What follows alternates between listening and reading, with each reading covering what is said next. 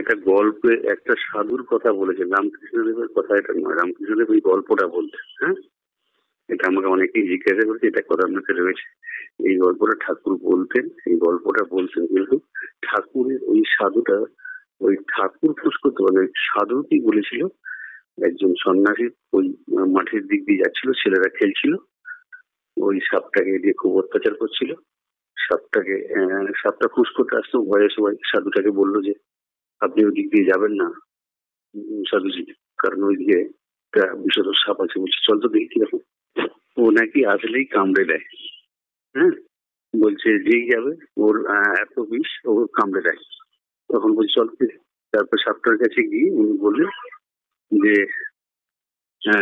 এই তুই এরকম অত্যাচার পরিষ্কার খোঁজকার বলে ছেলেরা আমাকে মারে, বা আমার এর মধ্যে বিষ নিয়েছে, সব ঠিক আছে, কিন্তু ওরা আমার প্রতি অত্যাচার করে ঢিল ছুড়ে মারে।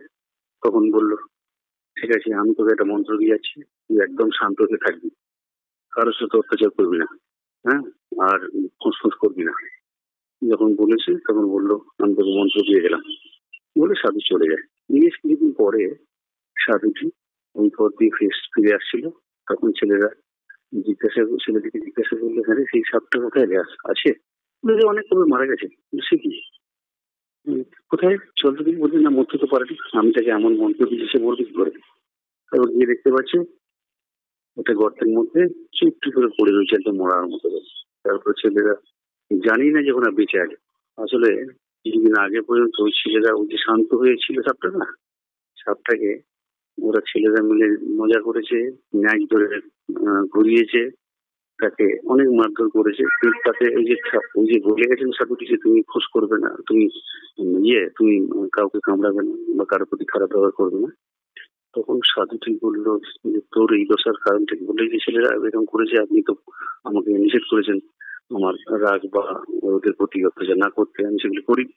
তখন সাধুটি বলছে তোকে তো আমি বলে গেছিলাম ঠিকই তুই কামড়াবি না, কিন্তু তোকে তো ফুস করতে মানা করে দিন, তুই ফুস করিস নি কেন? ফুস করলে তোরা পালিয়ে। এই কাহিনীটা এটা ছিল। আর ওটাকে সে এমন জায়গায় পৌঁছালো, ঠাকুর বলেছে, বললো ঠাকুর আদৌ এটা ঠাকুর, এই সাধুটা ঠাকুর না, কিন্তু